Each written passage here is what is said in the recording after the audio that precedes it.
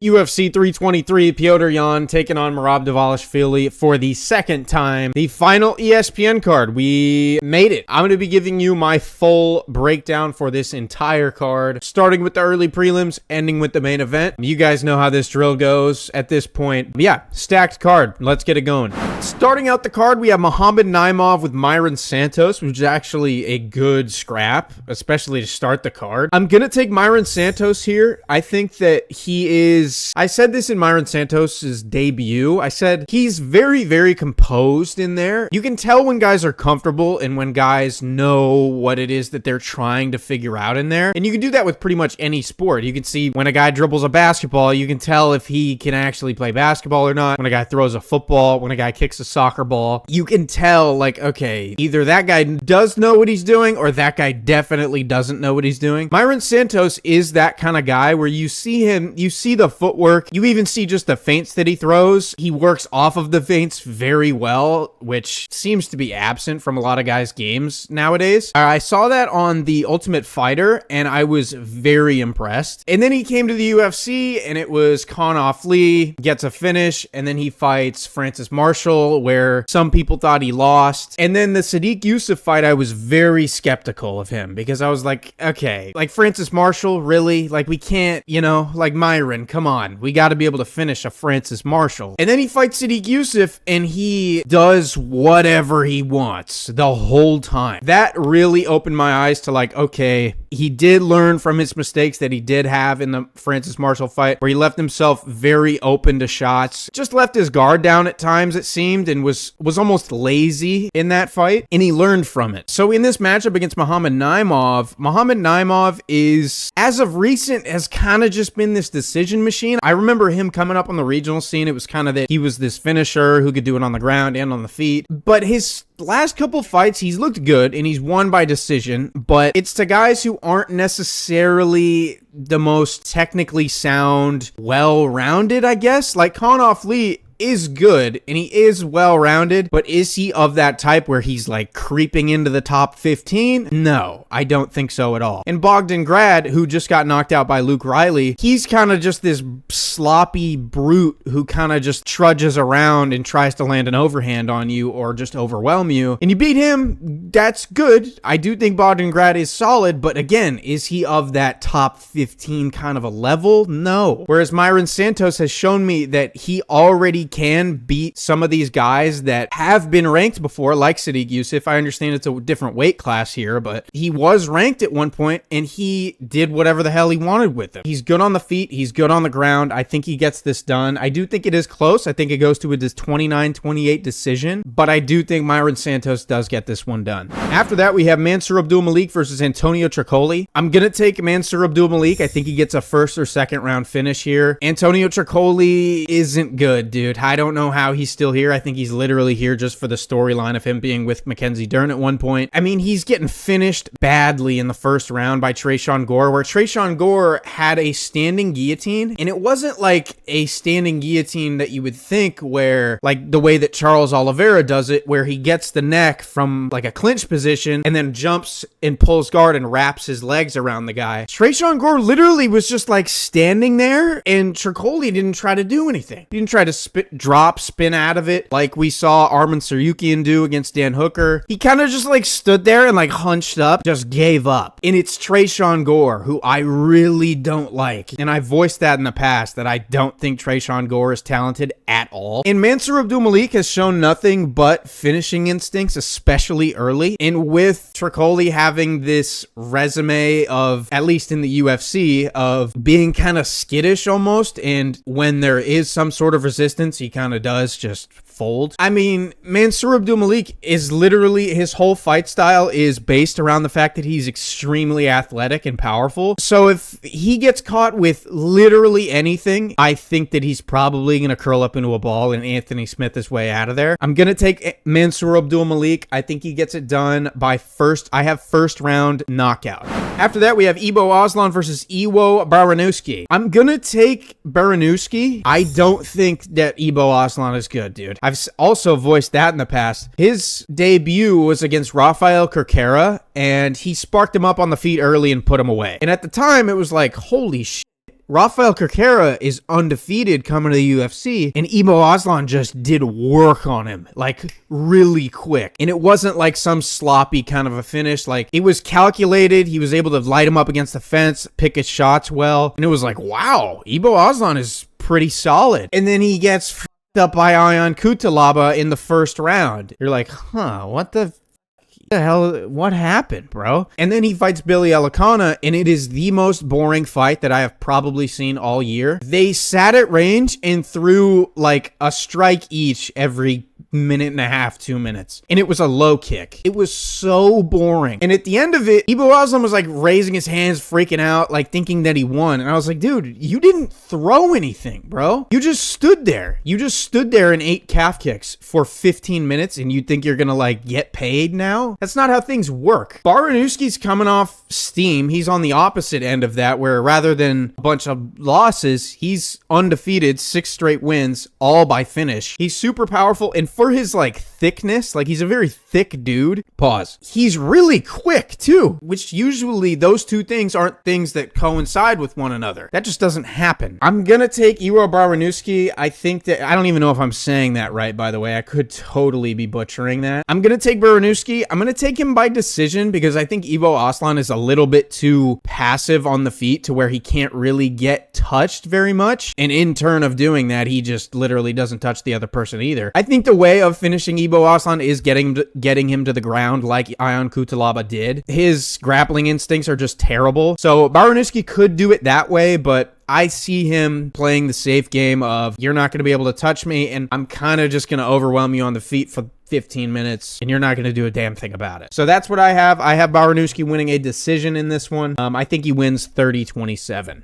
Next up on the card, we have Jalen Turner taking on Edson Barboza. Edson Barboza is way too old for me, dude. I mean, he's pushing 40 now, and it seems that each and every single one of his last fights, he looked like 2-3 fights ago, and you're like, oh, he didn't look that bad, you know? Like, he looked good against Sadiq Youssef. There's some shaky moments in there, but he looked okay. Then you see him against Lerone Murphy, and you're like, okay, yeah, he didn't look very good right there. Then you see him against Jakar Close, and it's Jakar Close, by the way, and you're like, wow, yeah, he really didn't look good in that one. So it's been like this slow and steady drop off, which happens. The guy is getting old. And I think that Jalen Turner returning from his retirement kind of says something about the mental state that he's in and being hungry to kind of avenge his recent losses. And Jalen Turner's really technically sound, dude, especially with how long he is. Even at kick range, Edson Barboza, you didn't want to be at kick range with Edson Barboza. But now that's not as much of a threat because he's slowed down, and you can kind of just, if he does throw that body kick or a low kick, or he does go for a wheel kick, for one, it's slower, and two, you can just kind of intercept it with straight shots, beat him to the punch. And Jalen Turner's good at that, dude. Even at kicking range, I think he's going to have success. Even with body kicks, high kicks, he sets feints up really well. The only real downfall that Jalen Turner has shown in his career is his fight IQ. And he's had wars. It's not like he's been in there with like trash cans. I mean, Ignacio Bahamondes, Renato Moicano, Bobby Green, Dan Hooker, Mateusz Gamrot. This is a huge step down to Edson Barboza. I think Jalen Turner gets this done. I think he gets it done by TKO late. I worry about the scar tissue for Barboza as well. He starts to swell up really quickly nowadays, and he starts to get cut up really quickly. And by the way, it's not like Jalen Turner's old, you know? Like, he's still a younger dude. He's in his prime, technically, at least age-wise. I just don't trust a 40-year-old Edson Barboza to beat a Jalen Turner who's probably hungry to avenge his recent losses. I don't trust that. So I think Jalen Turner gets a late finish here. I think he cuts up and bruises up Edson Barboza early, and eventually the building falls in on itself and Edson Barboza gets finished in the third round. Next up, we have Marvin Vettori taking on Bruno Ferreira. This is an interesting fight. I'm going to take Bruno Ferreira. I think he's going to win this one by decision because Marvin Vettori has never been put away, and he never will get put away. I think that Marvin Vettori is just so unbelievably predictable. This guy doesn't throw anything other than a 1-2. So actually, that's not true. He throws a 2-1 sometimes. And also, actually, he throws a 2 sometimes. He has like 3 different things that he has on the feet. So let me slow down on bashing him for only having one thing. He does throw a 1-2. He throws a 2-1, and he'll throw a 2. But I mean, it's so predictable. And he's also very hittable. Because his chin is so good, he can just walk through shots and try and land that 1-2. That's also, by the way, not gonna do anything. Like, when was the last time you saw Marvin Vettori hurt someone with a straight punch? Or any punch, for that matter. I can't remember, and I've been watching this sport way more than you probably, and I cannot remember the last time that happened. Bruno Ferreira is the opposite of that, I think. He's very dynamic, especially when he gets to the ground. I think that his submission threat is very slept on, and he's been showing that in his last 2 fights. He submitted, I think it was the white dude with the long hair. He submitted him. He submitted Armin Petrosyan, which I called, by the way. I called first round submission, not to toot my own horn. And then on the feet, he's very dynamic. He'll throw spinning elbows. Punches are coming from all angles. He has a decent kick game. If you're weighing the weapons that each of these guys have, Marvin Vettori has all other than a chin, and Bruno Ferreira has pretty much everything in terms of weapons. I'm gonna take Bruno Ferreira here. I don't think that Marvin Vettori is very good anymore. I think he's really at the end of the road here, which is kind of sad to see because the guy's only 32 years old, but he's dropped 4 out of his last 6. I don't think he's good anymore, dude. I don't think he's good at all. I'm taking Bruno Ferreira. I think he gets this done by decision. I think it goes 30-27. Next up on the card, we have Fares Ziam taking on Nazim Sadikov. I'm so torn, dude. I don't know who to pick. I'm gonna take Fares Ziam in a 3-round war. I think the length is just too much, dude. Because originally in Fares Ziam's career, the story was, yes, he's long, but if you get to his hips and you can take him down, you can dominate him there. Or you can maybe get inside and play dirty in the clinch and you can get him there. But now, guys can't get to his hips. You get in the clinch, he knees you out cold like Matt Frivola. So it's like, okay, so now we just like have to tit for tat in a striking battle in order to beat him? Or you just have to be incredibly athletic to get to him? I think that's going to be really tough for Nazim Sadikov. And I love Nazim Sadikov, dude, but I just don't see that type of explosiveness in being able to get on the inside, maybe switch stances while throwing overhand, switch stances, get on the inside, slip off, throw a 2, wobble him. I just don't think that is like Nazim Sadikov's games. Like, that's not his style. Nazim Sadikov is he's a looping shots type of guy, but those looping shots don't really translate as well when the guy is way taller than you. I think Fares Ziam wins this in a war. I think both guys land nasty shots throughout the whole fight. I hope that this is fight of the night. These guys need to get more notoriety. They both should be ranked. They both probably will be ranked, as long as I really hope that one of them doesn't get finished brutally, but who knows, because I would love to see these guys meet in the rankings again. I'm gonna take Fares Ziam. I just think the length is gonna be too much. I think he's grown too much from early days in the UFC where there were holes, like Terrence McKinney pointed out. I just think that he's gotten so much better, and he's grown into his kind of frame to build this strong style for himself. I'm gonna take Fares Ziam here.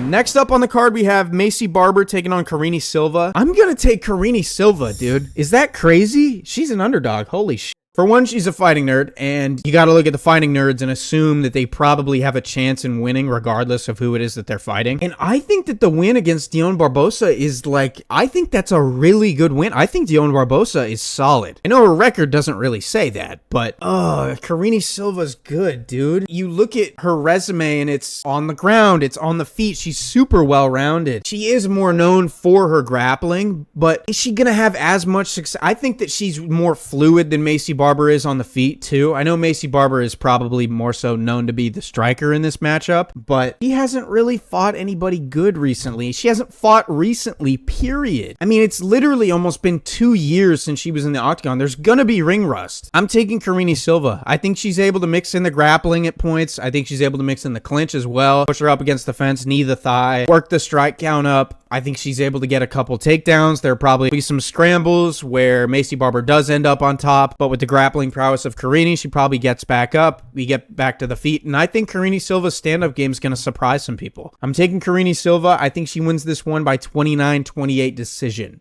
Next up on the card, Terrence McKinney taking on Chris Duncan. I'm not going against Chris Duncan, dude. I can't do it. I can't do it. I've done it every single time in the past that this guy has fought, and I refuse to not pick this guy to win. If Terrence McKinney does win this, it's going to be in the first round, but I trust Chris Duncan's grit to push through that first round and push through the athleticism that Terrence McKinney holds, and I think that Chris Duncan's going to be able to overwhelm Terrence McKinney and get a brutal finish in the second round by TKO. Or guillotine, maybe. I can see Terrence McKinney coming out super hot in the first round, landing big shots. Chris Duncan's wobbled, maybe gets cut open under the eye. McKinney's trying to land like a flying knee or something. Eventually, adrenaline settles. McKinney's having a harder time to find shots now because Chris Duncan won't stop moving forward and just running into shots. McKinney's gas tank starts to wear on him a little bit as we get into the second round. We get up against the fence, gets a tie clinch, knees him in the head. McKinney's wobbled, goes down to his knees. Chris Duncan rips a guillotine. I can see that sequence, dude, because we have Chris Duncan. It's the patented Chris Duncan guillotine. He gets fucked up like really bad, and then all of a sudden, like the guy that was just fucking him up is getting choked out with a guillotine. It happens. I feel like I've seen it like 80 times at this point. Chris Duncan gets this done by finish in the second round. I just can't trust like the KO or bust in the first round. Like that's such a specific thing that I don't know if I see a Chris Duncan like getting finished that brutally in the first round, other than, you know, it did happen against Manuel Torres. I think Manuel Torres would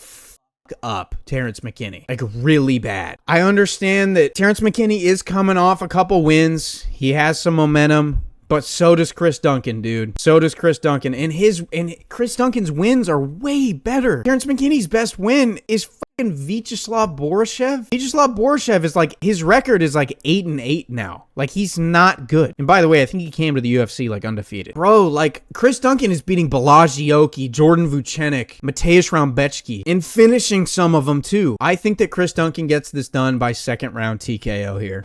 Grant Dawson versus Manuel Torres. Oh my God. I've literally been thinking about this fight for like a week straight. I don't know who's going to win. My heart is telling me Manuel Torres. My brain is telling me Grant Dawson. I'm going to go Grant Dawson. I think that Grant Dawson's grappling prowess is so fucking good. I think he is absolutely incredible on the ground. Dominantly good on the ground. If you saw him in a grappling match with like Arman Tsarukyan, I think he would hold his own. Like if they went into a grappling match, I would be so intrigued to see what would happen. And it's not even that he's like crazy athletic or anything. It's just the fact that he's able to get to these dominant positions and hold them so strongly. Like you don't really see Grant Dawson like get dominant position, maybe get top half guard and he's landing a couple elbows, and then the guy like is able to shrimp out, get back to his guard, feet on the hips, and then they're back up. Dude, Grant Dawson will get to top half guard, start raining elbows on you. You try to shrimp out and post and get back up. He takes away your post, slips into side control, and then you're in a crucifix, and you can't get out. No one can get out of this guy's grappling game when he gets there. And I know I'm talking about this guy like he's Habib, but he has 13 fights in the UFC. One of them was a draw. He's 11-1. I mean, how can you not? And it's the same thing with Manuel Torres as it is with Terrence McKinney. I don't know if you can trust just first round TKO, but he hasn't been out of the first round. I get that. But it's Grant Dawson, dude. He does have a fucking glass chin, though. I will say that. I mean, like, absolutely atrocious chin that Grant Dawson has, getting knocked out by a jab from Bobby Green. Top 5 most embarrassing things I've seen happen to a person. That or, like, Matt Schnell getting KO'd by Steve Erceg, you know? Matt Schnell made fans think that Steve Erceg had, like, heat in his hands, you know? Yeah, dude, I'm taking Grant Dawson. I think he dominates on the ground for 3 straight rounds. His grappling is just too dominant, dude, and I think that if he is able to slip off the side of a 2, get in on the hips, I think it's over, honestly, for Manuel Torres. I don't see him being able to scramble to his feet, really. I just don't see that happening. I see if he gets to his hips, I think it's over. I'll take Grant Dawson by dominant decision. Jan Blachowicz versus Bogdan Guskov. I'm going to take Jan. I'm taking Jan Blachowicz. I don't care how deep into this guy's career is. I don't care how many fights he has left. I'm taking Jan Blachowicz, and I don't care who it is that he's fighting. Jan Blachowicz is underrated as Borderline beat Magomed Ankalaev. Borderline beat Alex Pereira. Borderline beat Carlos Ulberg. And in 2 of those fights, I actually think he clear-cut won. I thought he clearly beat Alex Pereira. I thought he clearly beat Carlos Ulberg. He should be on a 4-fight win streak. I mean, and if that being said, he should still have the belt at that point. I think Jan is so fucking good, dude. And I don't want to say that and just like dismiss what Bogdan Guskov has been doing, because Bogdan Guskov has looked really good as of late. But the reason that I'm going with Jan is because of the experience that Bogdan Guskov has had as of recent isn't top level guys. It's Nikita Krylov coming off of a nasty finish from Dominic Reyes. It's a debuting Billy Alicana who's okay, who's coming up a weight class also, by the way. Like, that wasn't even Billy Alicana's natural weight class. And Bogdan Guskov was in trouble early in that fight, if you remember. And then before that, it's fucking Ryan Spann and Zach Pauga, or whatever the that guy's name is. I think Jan Blachowicz wins this one. I think that he's able to get this done by decision. I think he's too sharp on the feet, and he's like too physically imposing on the feet to get cracked by anything, I think. I think if he does ever get wobbled in this fight, I don't think that'll happen. But if he does, I do trust in pressure to be able to get to a clinch, get to safety, push him up against the fence, knee the thigh, calm down. And I love Jan Blachowicz too much for me to go against him, so I'm not going to go against him. It's that simple. I'm being biased. I don't care. I love Jan Blachowicz, and I always have. I always will. And I'm not going against him, dude. I love Jan. Henry Cejudo taking on Peyton Talbot. I'm going to take Henry Cejudo, I think. Wow, he's an underdog? What the hell? Yeah, I'm taking Henry Cejudo. I'm taking Henry Cejudo by decision. Peyton Talbot did look good in his last fight against Felipe Lima, but I think Felipe Lima's fight IQ is absolutely horrid. I think he's really dumb. And with the grappling prowess that Henry Cejudo has, and his wrestling background, winning a gold medal at the Olympics, being a double champion with a base of wrestling, he's been doing this his whole life. It was literally this year that we saw Peyton Talbot get wrestle by Raoni Barcelos. So with Henry Cejudo's whole life being dedicated to wrestling at a high level, I don't think that the 11 months that Peyton Talbot has been training, getting actually better at wrestling, I don't think that's going to translate very well to a guy that's been doing it his whole life. So I think Henry Cejudo gets this done, dude. People always point to this like Cameron Simon fight. Like Cameron Simon was this really, really good prospect. He was an okay prospect. But people point to that like Cameron Simon was like this big test and who knows what's gonna happen. Peyton Talbot's really gonna have to put on his big boy pants for this one. And then he walked through him and everyone was like, oh my god, Peyton Talbot's so good. You watch back that fight, Cameron Simon does a lot of really shitty things, like fundamentally just shitty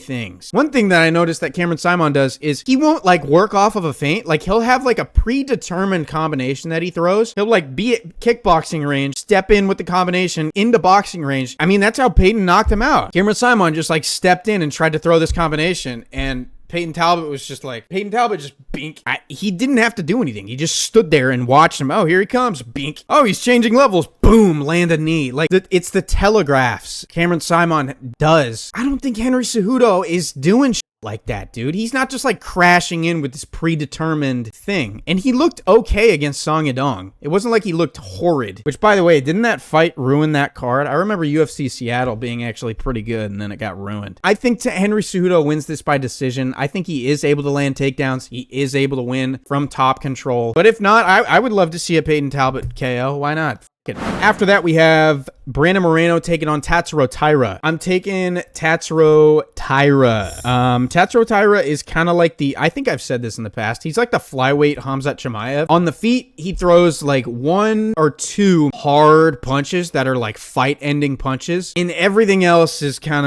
of really bad. Like, it's not very, don't even bother like looking at it. He tries to put you away on the feet with these big like overhands or these hard straight punches. And with that being said, people have to be wary of those shots and they have to keep their guard up, which gives him the ability to get that body lock and get the takedown, which is very much like Chimaev. Chimaev has heat in his hands. You got to keep your guard up. Next thing you know, he's in on your hips on a double leg or getting a body lock and throwing you around. So that's kind of the way that Taira has branded himself, is kind of like Khamzat Chimaev's style. Brandon Moreno, dude. Brandon Moreno's way better on the feet. I'll say that. I mean, I think everyone kind of knows that. If you don't know that Brandon Moreno's better on the feet than Tatsuro Taira, I don't know what to fucking tell you. But I do think Taira's able to get him down a few times. And Moreno does scramble like a madman. When they do get to the ground, he's like a bull in a china shop. Like, you can't really hold him down. The way that Tyra has done it so dominantly as of recent, actually not even as of recent, just like his whole career, it's something different. It's not like your usual, it's like a Grant Dawson. I'm going back to Grant. I need to stop glazing Grant Dawson. It's that type of dominant pressure that it's just not normal. And it's also like, I think that's like a newer kind of age MMA type of thing where guys really do know how to eliminate your post, keep you down, hold top position. Weight distribution too is a huge thing with Tyra. He never really lets you get your hips under you. It's just a different type of grappling prowess that I think Tyra is going to be able to utilize over Brandon Moreno. I kind of do hope, honestly, that the majority of this fight is on the ground. I don't say that very often, but the flyweight scrambles, as in Brandon Moreno has actually been in a few of my favorite flyweight fights of all time, where the majority of the fight is on the ground. Like, you don't know what's going on, but then you put it in slow motion and it's just a work of art. I hope that's kind of the way that this fight goes, honestly. And I do think that Tyra does get the better of those sequences. Co-main event time, Alexandre Pantoja taking on Joshua Van. I'm going to take Pantoja. I'm taking him by round 1 submission. Yeah, it really hurts me to say that. I didn't like saying that one at all. Yeah, dude. So there's one thing that really irks me about this matchup, and it's when Joshua Van, he does get better as the fight goes. So I will say that if it does get out of the first few rounds, we might be in for something. For one, he's not going to be able to put away Pantoja. For two, he does keep a high guard. A lot of his shots that he lands early is based on his pull counter ability. He's able to pull counter so fucking well. And in doing that, when he pulls, his hips come forward.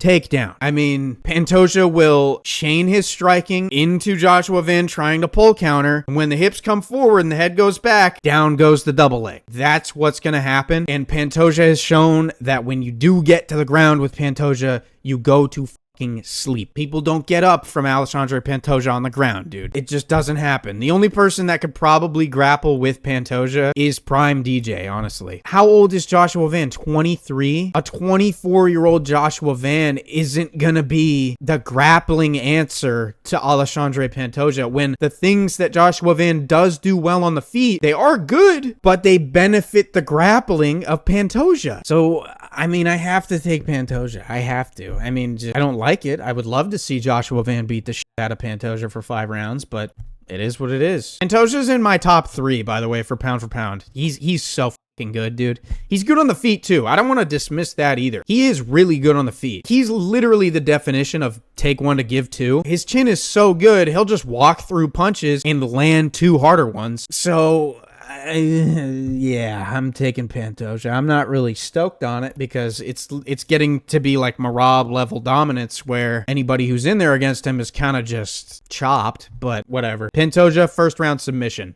Main event time, Petr Yan taking on Merab Dvalishvili 2. I'm gonna take Merab, as most people are, because I have a fucking brain. Yeah, I'm honestly, I'm not even gonna take very much time to break this one down. Usually I save the main event to be the one to break down the most and spend the most time on, but do I need to? They've fought before. Merab shot 50 takedowns. Petr Yan looked absolutely helpless. He had a broken hand. He was mauled. We've seen this we've seen the matchup. And Merab is only better. It's not like Merab has been like declining in his career and this was a long time ago and oh, Petr Yan's back. Uh-oh. He almost knocked out Corey Sandhagen. I'm going to say that again. He almost knocked out Corey Sandhagen. Corey Sandhagen was running through people. Maybe not running through people, but other than Umar, obviously. Mauled Davison Figueiredo. Fucked up Rob Font. Fucked up Chito Vera. And then he gets in the ring with Merab, and Merab, who's supposed to be the grappler, obviously, is lighting him up on the feet. Early, by the way, too. It wasn't like he was tired. Wasn't that like the 2nd or 3rd round that Corey Sandhagen was like out on his feet? And the style that Petr Yan has is he stands very flat-footed and he counters off of the things that you throw. He doesn't really, like, you are going to dictate what he throws and he counters off of it, which is why he starts so slow. He picks up on things and then as he sees you to throw something, he switches onto something and he'll step off and bang it too, or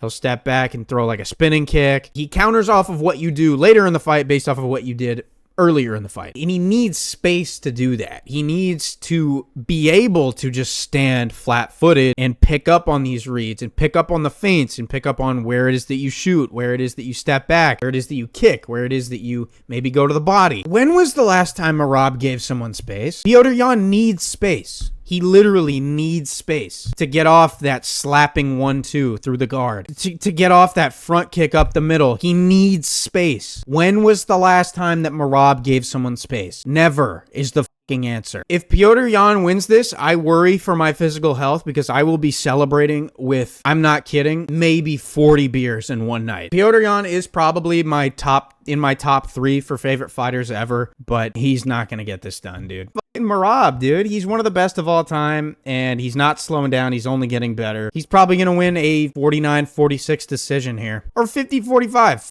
It happened in the past. Why not? You know, that is my breakdown for UFC 323. This is the final ESPN pay-per-view. It was fun while it lasted. On to Paramount. We have a card next week, which is Manel Kape taking on Brandon Royval, I think is what it is. I could be wrong on that, actually. Don't quote me, but I will have predictions out on Friday, a week from when this video comes out. Appreciate you guys. Like and subscribe per usual, and I will see you in the next one.